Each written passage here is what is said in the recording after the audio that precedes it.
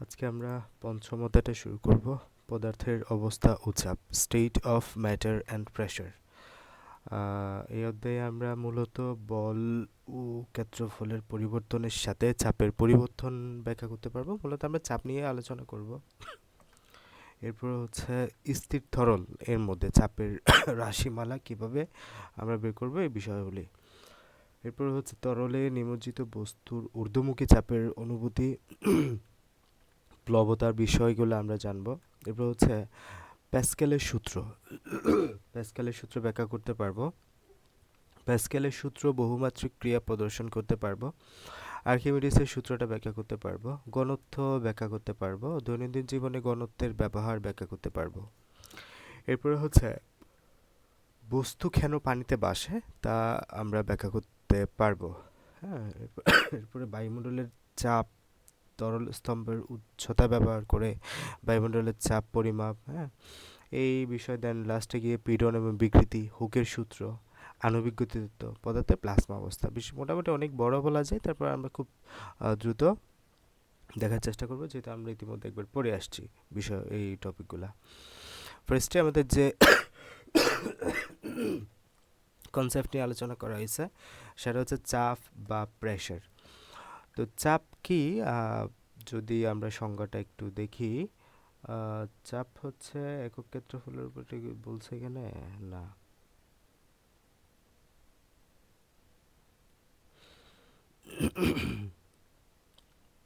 আচ্ছা। তো চাপ কি? চাপ হলো আমাদের একটা নির্দিষ্ট ক্ষেত্রফলের উপর প্রয়োগকৃত বলের পরিমাপ।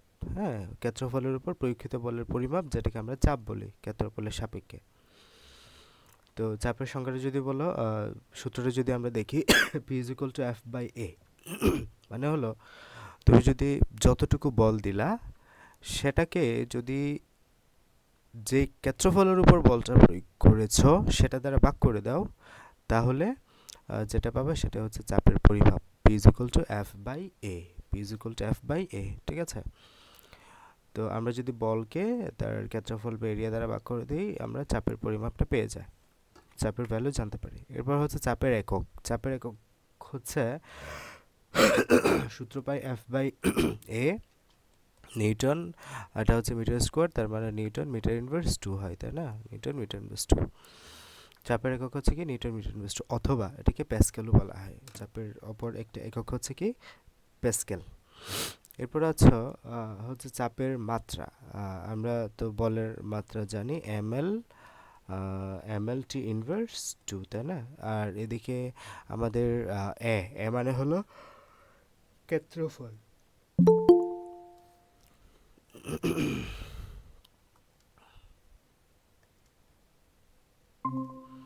তো এ মানে হলো ক্ষেত্রফল। ক্ষেত্রফলের জন্য আমরা জানি মিটার স্কোয়ার এল স্কোয়ার, তাহলে দুটা দৈর্ঘ্য এল স্কোয়ার, তাহলে এল স্কোয়ার উপরে গেলে M L inverse one T inverse two রয়ে যাবে, ঠিক আছে? M L inverse one T inverse two. তাহলে চাপের মাত্রা খুব গুরুত্বপূর্ণ, পরীক্ষা আসে।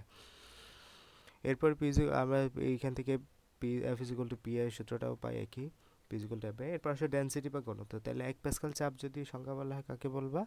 এক নিউটন বল যদি 1 মিটার স্কোয়ার ক্ষেত্রফলের উপর প্রয়োগ করলে যে চাপ পাওয়া যায় সেটা হচ্ছে এক প্যাসকাল চাপ।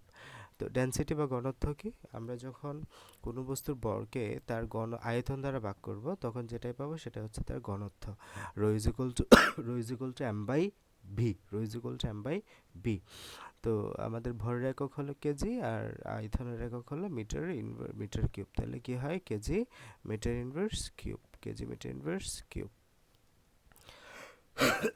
তাহলে ঘনত্বের একক হচ্ছে কেজি মিটার ইনভার্স কিউব। এবং ঘনত্বের মাত্রা কি? আমরা জানি বলের এদিকে ভরের মাত্রা হচ্ছে এম, আর এদিকে এটা হচ্ছে মিটার কিউব। তাহলে এল কিউব, সরি এটা আয়তন না, আয়তন হলে তিনটা এল, L into L into L. তিনটা এল কেন? দৈর্ঘ্য গুণন প্রস্থ গুণন উচ্চতা, এর জন্য তিনটা এল। আর আমাদের ক্ষেত্রফল হলে দৈর্ঘ্য ইন্টু উচ্চতা, না দৈর্ঘ্য ইন্টু উচ্চতায় দুইটা এল। তো এই ক্ষেত্রে এল কিউব হবে, এল কিউব। তাহলে এম এল ইনভার্স কিউব, এটা হচ্ছে কি ঘনত্বের মাত্রা।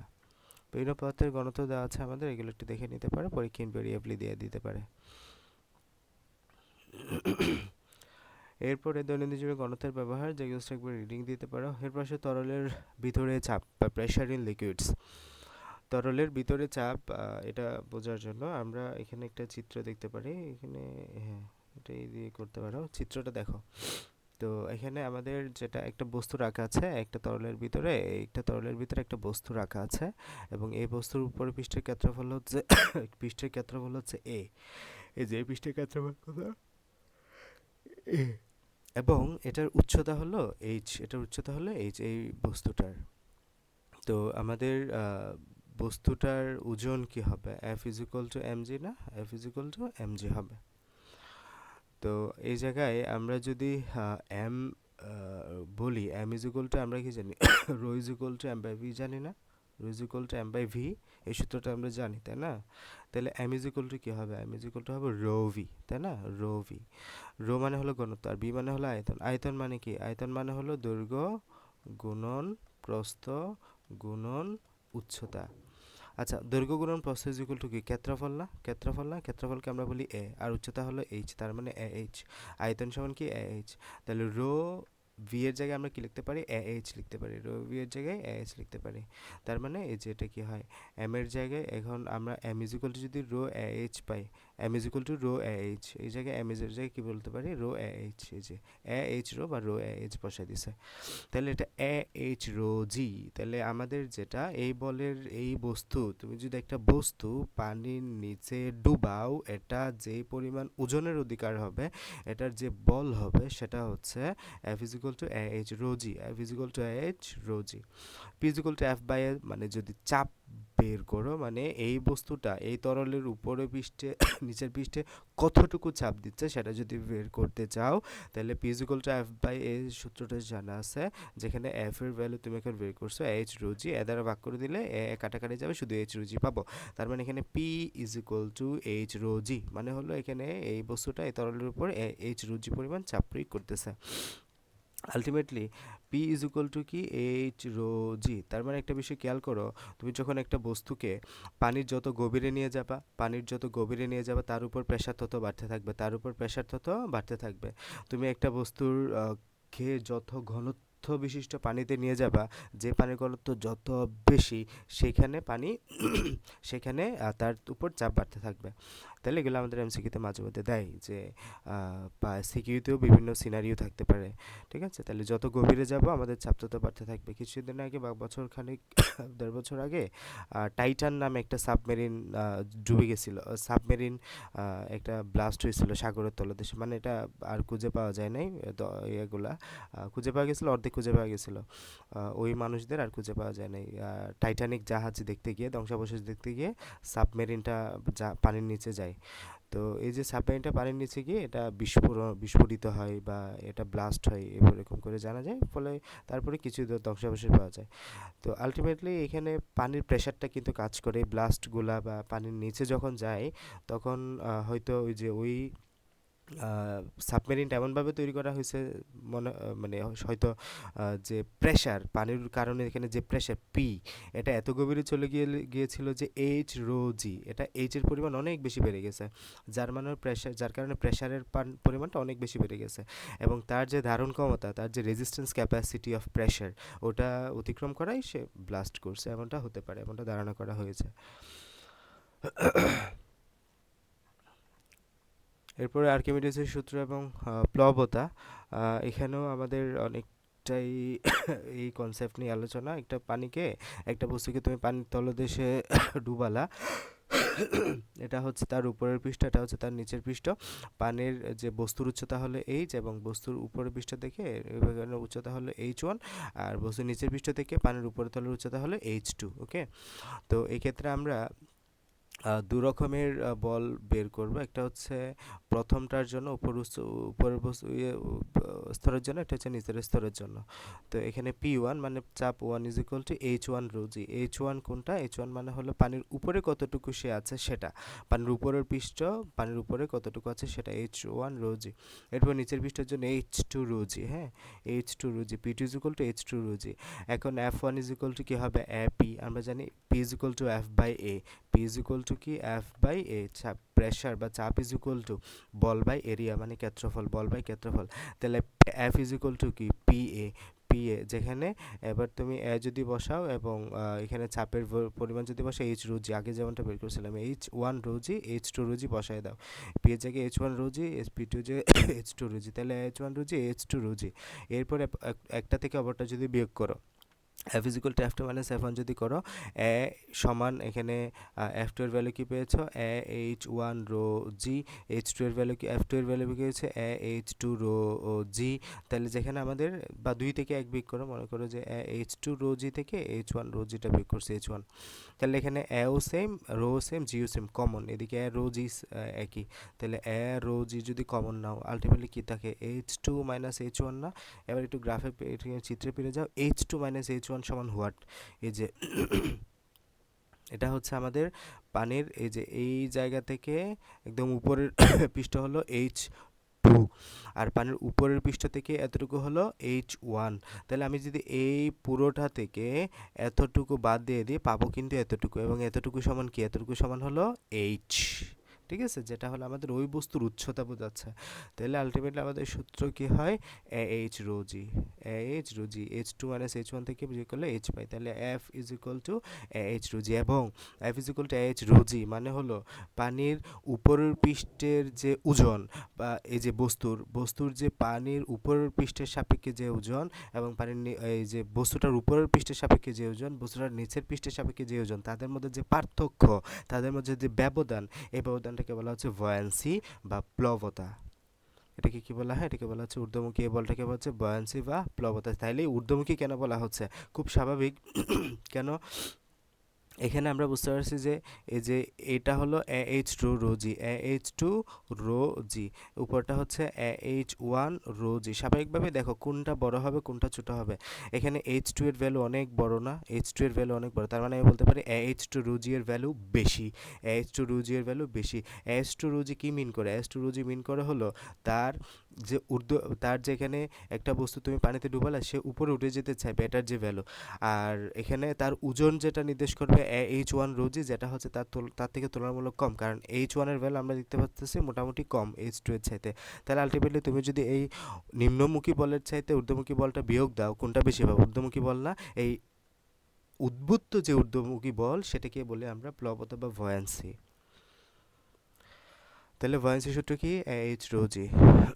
এরপরে বস্তুর বেশি থাকা বা ডুবে যাওয়া, বস্তুর বেশি থাকা বা ডুবে যাওয়া, তাহলে আমরা এখানে দেখলাম যে আমাদের এখানে যদি আমাদের এই এইচ ওয়ান রুজি এইচ টু রুজি পরস্পর সমান হয় তাহলে সেটা একদম বেশি থাকবে, একদম বেশি থাকবে, আর যদি এইচ টু রুজি বেশি হয় তাহলে এটা উপরের দিকে একটা প্রেশার কাজ করবে, ঊর্ধ্বমুখী বল, হ্যাঁ। তো আমরা যদি একদম সামারিতে গিয়ে বলি, এত বিস্তারিত না বলে, তুমি আলটিমেটলি প্লবতা বা ভয়েন্সি কি পেয়েছ, এইচ রো জি, এইচ রো জি।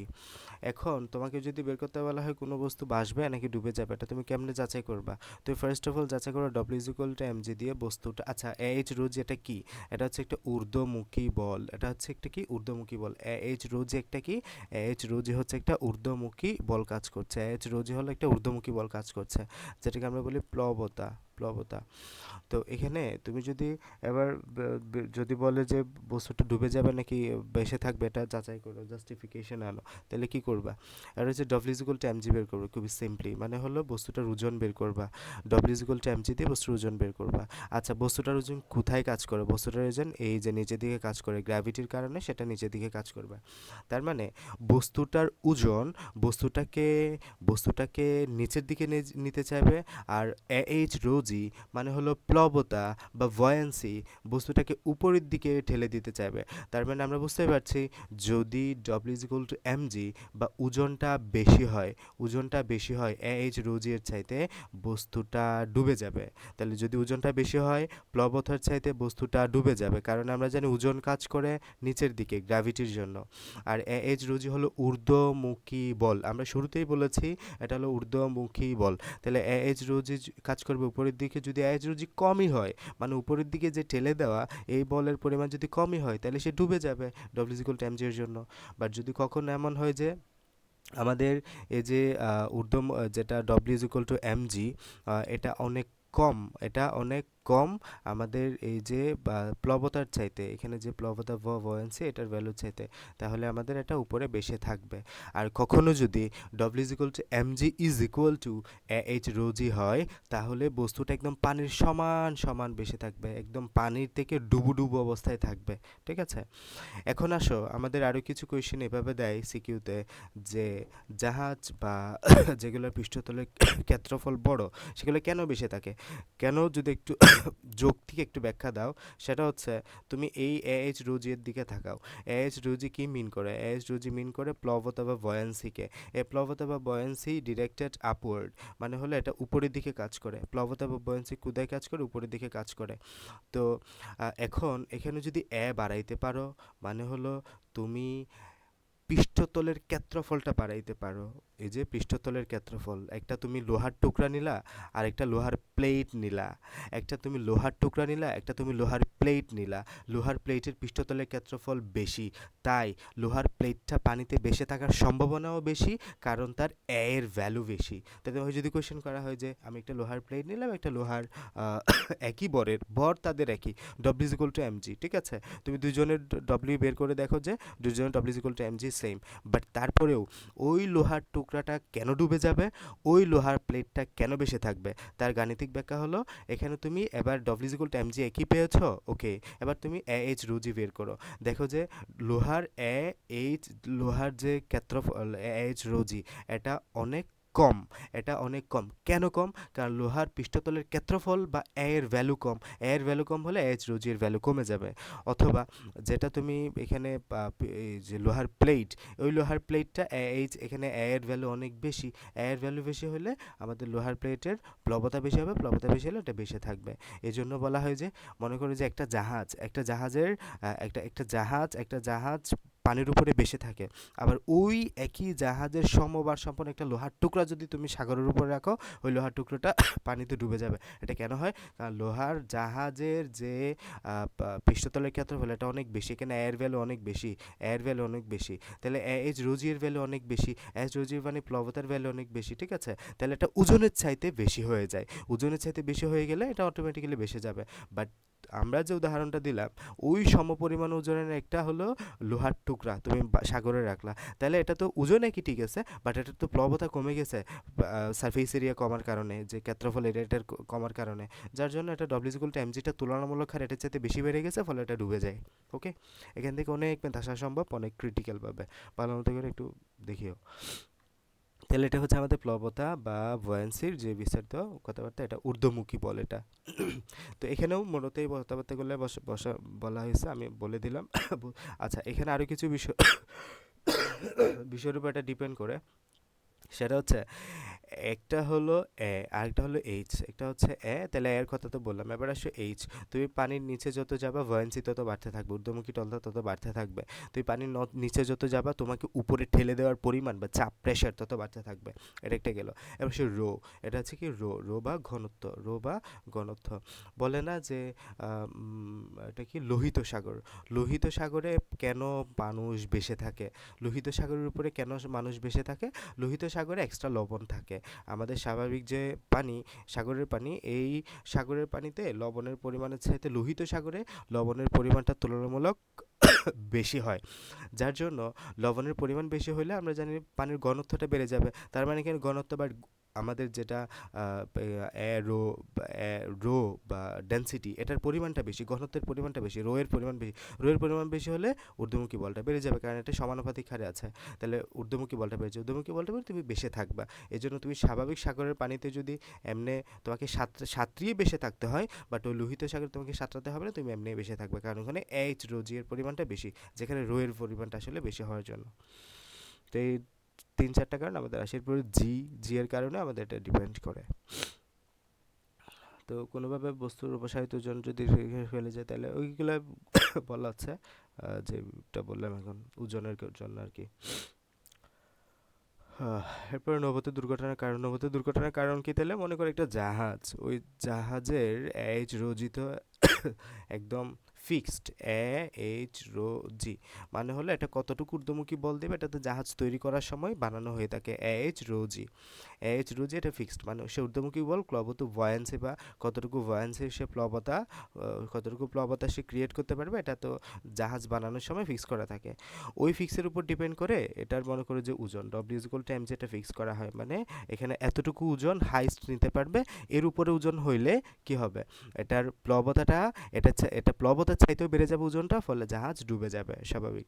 তো এখন তুমি যদি অতিরিক্ত লাভের আশায় অতিরিক্ত যাত্রী নাও জাহাজে, ডব্লিউ is equal to M g বেড়ে যাবে, যেটা আমাদের ভয়েন্সি বা প্লবতার চাইতেও বেড়ে যাবে বাড়তে বাড়তে, ফলে জাহাজ ডুবে যাবে। এই জন্য আমাদের দুর্ঘটনা ঘটে। এই কথাবার্তাগুলো এখানে বলা হয়েছে, পড়তে পারো।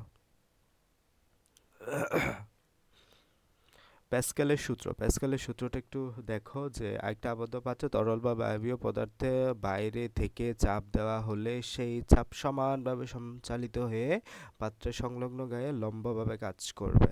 ওকে, প্যাসকেলের সূত্রের ব্যবহার P is equal to F by A, এখানে আমরা P is equal to F by A F P two, এখানে যদি এই যে পি ওয়ান পি এর ভ্যালুটা বসাও, এফ বাই এটা এ টু রয়ে যায়। হ্যাঁ, এরপরে না এটা জাস্ট এমনি আসে না, জাস্ট চিত্রটা দেখো, এই যে চাপ দাও, এখানে চাপটা সমানভাবে ক্রিয়েট হবে, ঠিক আছে।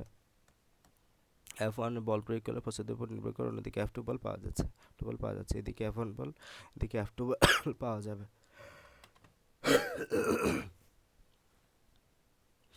বাতাসের চাপ বা এয়ার প্রেশার, বাতাসের একটা চাপ আছে, আমরা এই চাপ আলাদাভাবে অনুভব করি না, কারণ আমাদের শরীরের ভিতরেও বাইরে থেকে একটা চাপ দেওয়া হচ্ছে। আমরা কারণ আমাদের শরীরের ভিতর থেকেও বাইরে একটা চাপ দেওয়া হচ্ছে। এর কারণ কি, আমাদের যে ব্লাড ভেসেল, আমাদের যখন রক্তনালের ভিতরে ব্লাড চলাচল করে তখনই আমাদের এখানে একটা চাপ প্রয়োগ করা হয় আমাদের ব্লাড ভেসেলের গায়ে। তো এই যে আমাদের যেটা বাতাসের চাপ, এই বাতাসের চাপের সমান আমাদের ব্লাড ভেসেলের চাপের সমান হয়ে থাকে, ফলে আমরা বাতাসের চাপটা আলাদাভাবে এক্সট্রা অনুভব করতে পারি না। যেহেতু শরীরের ভিতর থেকেও আমরা একটা চাপ পাচ্ছি, ইন্টারনাল সারফেস এরিয়া থেকে, ভিতরের এক্সটার্নাল সারফেস এরিয়া থেকে বায়ু আমাদেরকে চাপ দিচ্ছে, আর আলাদাভাবে আমরা চাপ দুটো টের পাই না। তাই দুটো চাপ একটি আরেকটাকে কাটাকাটি বা নাকচ করে দেয়। মহাকাশে বাতাস নেই, তাই বাতাসের চাপও নেই, তাই সেখানে শরীরের ভিতরে চাপকে কাটাকাটি করার কিছু নেই, এবং এরকম পরিবেশের মুহূর্তে মাঝে মাঝে শরীরের ভিতরে চাপে বিস্ফোরিত হয়ে যেতে পারে। মানে হলো যারা মহাকাশে যায়, অ্যাস্ট্রোনমি যারা দেখো, তাদের দেখো না, তারা একটা সেফটি জ্যাকেট পরে থাকে সব সময়, ভিডিওগুলো দেখলে বুঝতে পারবা, তারা বিশাল বিশাল জ্যাকেট পরে থাকে। এই জ্যাকেটগুলো কেন, এই জ্যাকেটের ভিতরে কৃত্রিমভাবে চাপটা তৈরি করা থাকে। তুমি যখন আকাশের উপরে উঠতে থাকবা, মহাকাশের দিকে উঠতে থাকবা, তখন আস্তে আস্তে চাপ কমতে থাকে, ট্রপোস্ফিয়ার, স্ট্র্যাটোস্ফিয়ার, মেসোস্ফিয়ার, এখানে চাপ আস্তে আস্তে নেগেটিভ দিকে চলে যেতে, অনেক সময় চাপ জিরো হয় একটা স্তরে গিয়ে।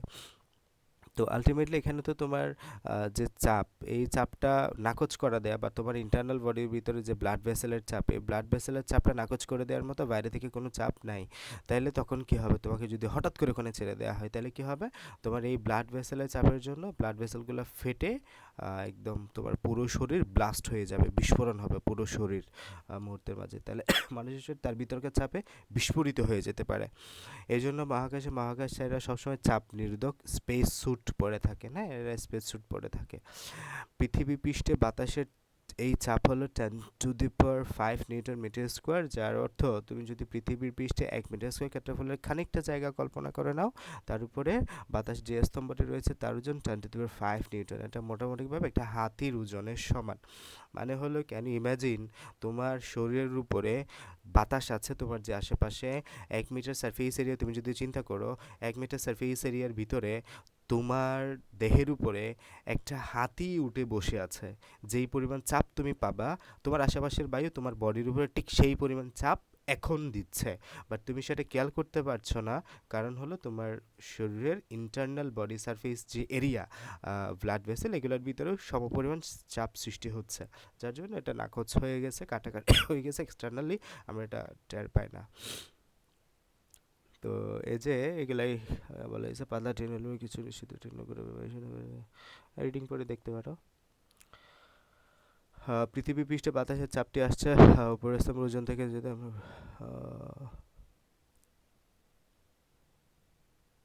মানে ওইগুলো কথাগুলো বলেছে যখন আমরা উপরের দিকে উঠতে থাকি তখন চাপটা কমতে থাকে, চাপটা কমে বাতাসের ঘনত্ব কম হয়, অক্সিজেনের ঘনত্ব কম হয়, বেশি উচ্চতা অক্সিজেনের অভাব হলে প্লেনের ইঞ্জিন মহাকাশে আর কাজ করবে না, ঠিক আছে।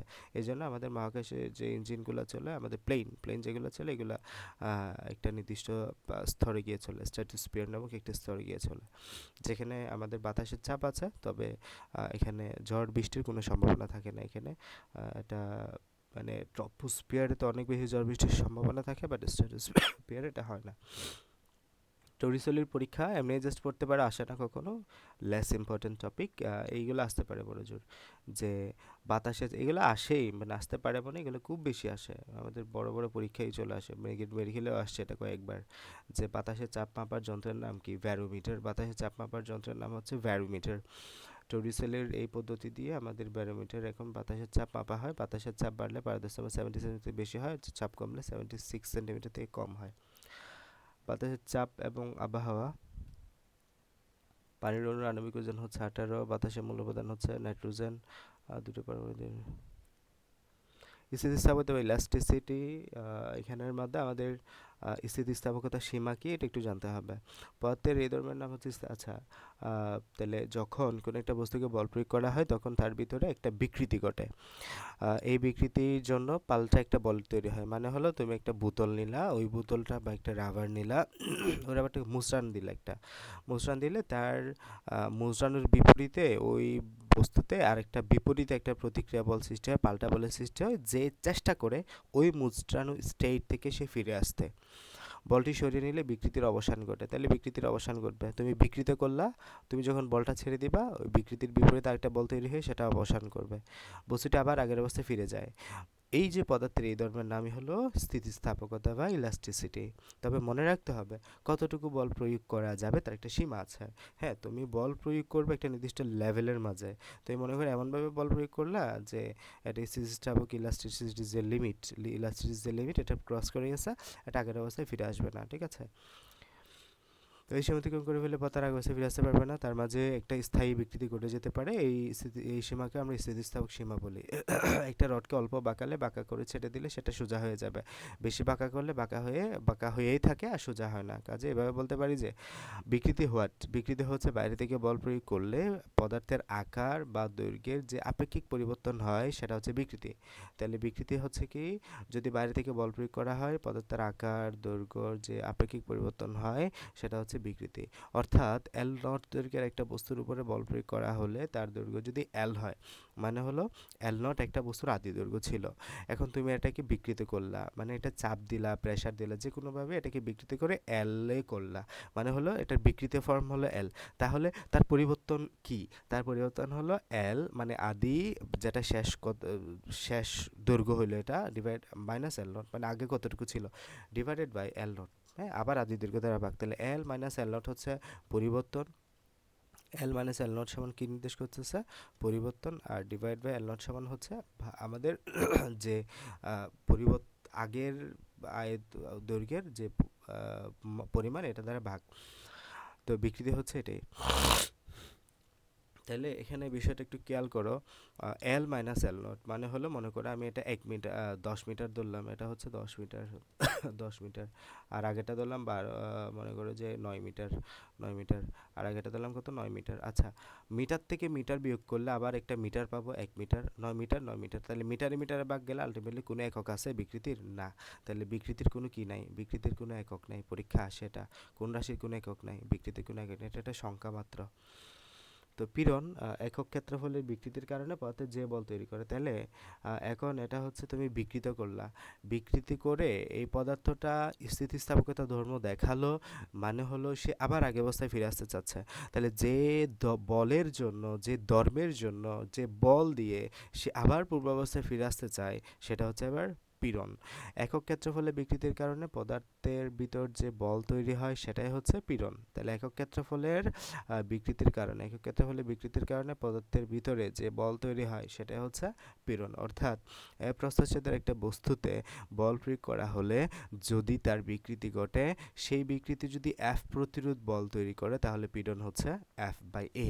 ওকে, এবং এটার একক আমাদের চাপের এককের মতোই, তাহলে এটা একটু মনে রাখতে হয়। পীড়ন বিকৃতির মাঝে গোলাবানা, বিকৃতির কোনো একক নাই, বিকৃতির কোনো মাত্রা নাই, ঠিক আছে? বিকৃতি একটা মাত্র নাম্বার, একটা হচ্ছে সংখ্যা। আর বিকৃতির বিপরীতে যে বলটা সৃষ্টি হয় সেটা হচ্ছে পীড়ন। আর পীড়নকে আমরা যাচাই করি চাপের মতো। পীড়ন হচ্ছে কিসের মতো? চাপের মতো। তাহলে পীড়ন এবং চাপের একক একই, পীড়ন এবং চাপের মাত্রা একই, পীড়ন এবং চাপের যে ভ্যালু এটা অনেকটা একই। পিজিক্যালটা মানে ভ্যালু বলতে সূত্র মান বোঝাচ্ছি, পিজিক্যালটা এফ বাই।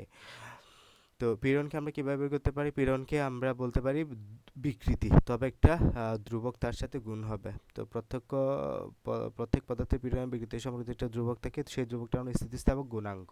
তাহলে একটা ধ্রুবক দ্বারা আমরা এটাকে গুণ দিলে বিকৃতির সাথে একটা ধ্রুবক দ্বারা গুণ দিলে আমরা পীড়ন পাই, এবং ওই ধ্রুবকটাকে বলতেছি স্থিতিস্থাপক গুণাঙ্ক, যেটা এক এক পদার্থের জন্য এক এক রকম হয়ে থাকে। তো এখান থেকে L is equal to L nought divide by L nought, এগুলো একটু পড়ে নিই। ইয়ং মডুলাস, হ্যাঁ, কোন ভাতের কত। এই ধ্রুবকের অপর নাম হচ্ছে ইয়ং এর মডুলাস। আর যেহেতু বিকৃতি কোনো একক নেই, তাই ইয়ং এর মডুলাস একক হচ্ছে আমাদের নিউটন মিটার প্লাস টু। ওই যে চাপের মতোই, বিকৃতির মতোই, আমাদের পীড়নের মতোই, যেহেতু বিকৃতির কোনো একক নেই তাই আর কি করবা, তাহলে নিউটনের এককটা এখানে পীড়ন, হ্যাঁ, এই বিকৃতি তো কোনো একক নেই, তাহলে পীড়নের এককটি হচ্ছে আমাদের ধ্রুবক বা স্থিতিস্থাপক গুণাঙ্ক বা ইয়ং মডুলাসের একক বা এবং মাত্রা। নিউটন মিটার প্লাস এগুলাই আসে পরীক্ষায়, হ্যাঁ, এগুলা এখানে আহামরি কোনো গুরুত্বপূর্ণ পড়া আছে যে তা না, এই ঘুরে ফিরে এগুলাই পরীক্ষা আসে। ইয়ং মডুলাসের একক, ইয়ং মডুলাসের কি, বিকৃতির কি নাই, এগুলা। পদার্থের তিনটা অবস্থা নিয়ে আমরা পড়াশোনা করি, একটা হচ্ছে কঠিন, তরল এবং gas, solid, liquid and gases, the three states of matter. তো এখানে পানির অনেক কঠিন পদার্থের মাঝে আমরা জানি তো সব পদার্থ কি দ্বারা গঠিত? কিছু মৌলিক কণা দ্বারা গঠিত, যেগুলোকে আমরা বলি ইলেকট্রন, প্রোটন, নিউট্রন, তাই না? তো এরপরে আমরা তো এতটুকু জেনে আসছি, তবে বিজ্ঞানীরা ধারণা করেছেন যে ইলেকট্রন কিংবা কোয়ার্ক তৈরি হয়েছে স্ট্রিং দিয়ে।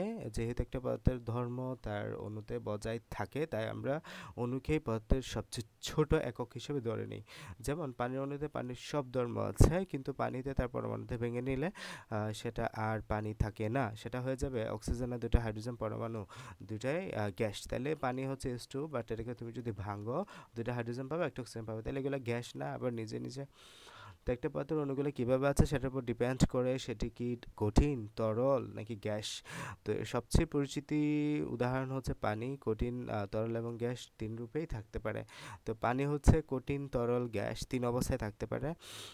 এখানে কঠিন অবস্থা অণুগুলোর কম্বিনেশন দেখাচ্ছে, তরল অবস্থায় কম্বিনেশন, আর গ্যাসীয় অবস্থায় তাদের কম্বিনেশন।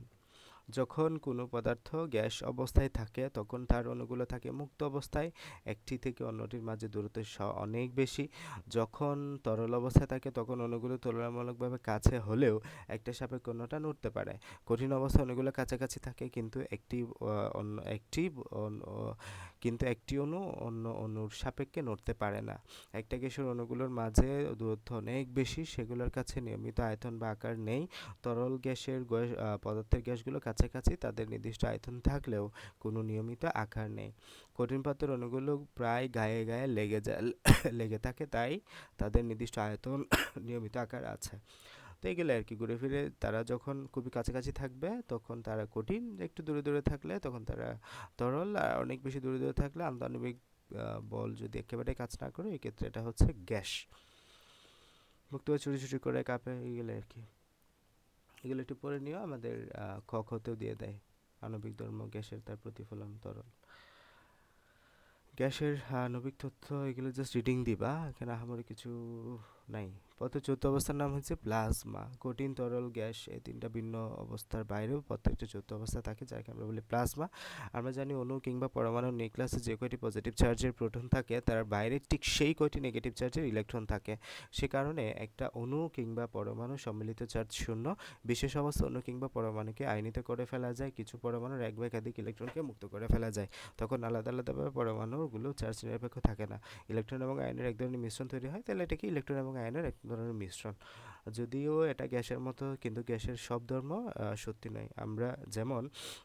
আমরা জানি গ্যাসের কোনো নির্দিষ্ট আকার নেই, কিন্তু চুম্বক ক্ষেত্র দিয়ে প্লাজমা নির্দিষ্ট আকার তৈরি করা ফেলা যায়।